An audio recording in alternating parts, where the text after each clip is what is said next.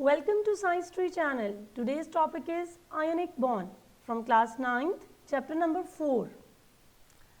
So before discussing ionic bond, what is chemical bond?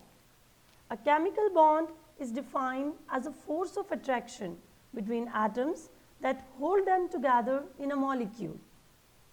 It is a universal rule that everything in this world tends to become more stable. Atoms achieve stability by attaining electronic configuration of noble gases. Having 2 or 8 electrons in the valence shell is the sign of stability. And in order to attain stability, atoms form chemical bonds. Ionic bond is a form of chemical bond. Now here the question arises that how do atoms achieve noble gas electronic configuration? There are 3 ways. Number 1, by giving valence shell electrons to other atoms. And when an atom will give its electrons to other atoms? When it has 3 or less than 3 electrons in its valence shell. Number 2, by gaining electrons from other atoms. Now what are the conditions when an atom will gain electrons from other atoms? If the valence shell of that atom has 5 or more than 5 electrons. And the third one is by sharing electrons of the valence shell.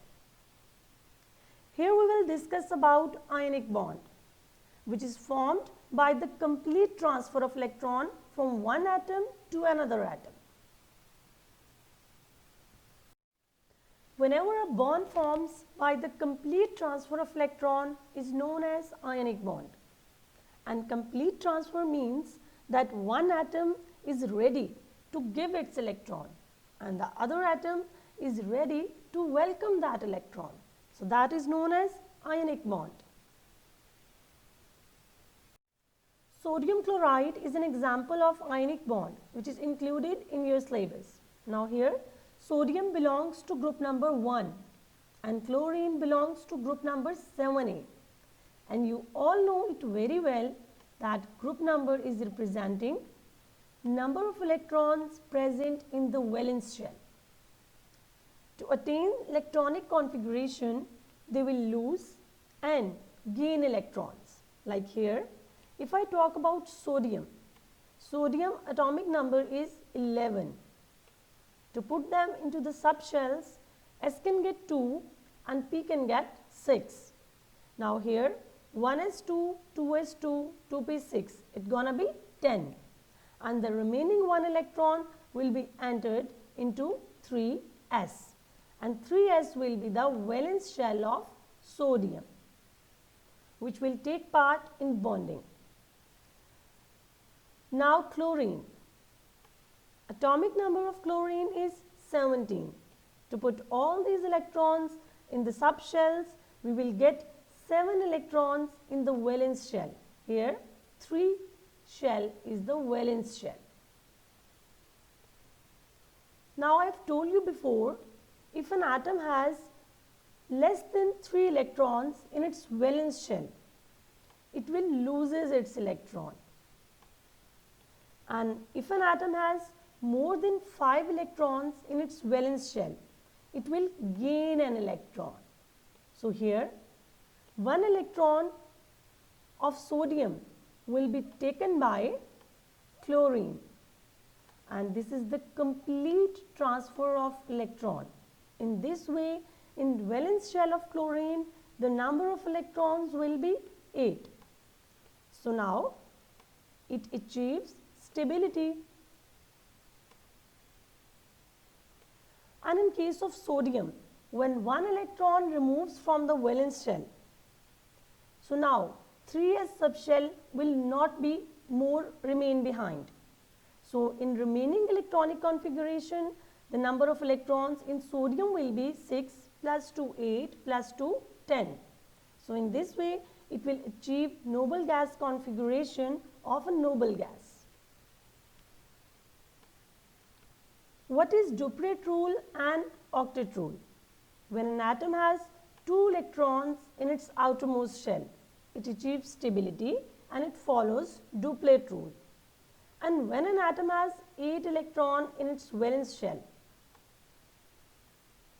it also achieves stability and follows octet rule. So, whenever atom contains 2 or 8 electrons in their outermost shells, they are stable ones. Now, let's consider it by examples. Here, sodium belongs to group number 1. So, when it loses its 1 electron, it will changes into sodium positive, as the loss of electron is known as cation formation. When this 1 electron will be gained by chlorine. Chlorine has 7 electrons in its valence shell. It needs 8 to get stable. So, this 1 electron will come from sodium. Now, in this way, chlorine has 8 electrons in its valence shell and it changes into chlorine negative. So, this is the complete transfer of electron from one atom to another atom, known as ionic bond.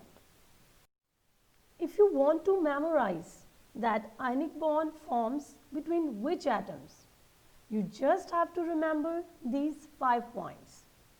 Ionic bond forms between metals and non-metals, because metals can lose their electrons and non-metals can gain electrons.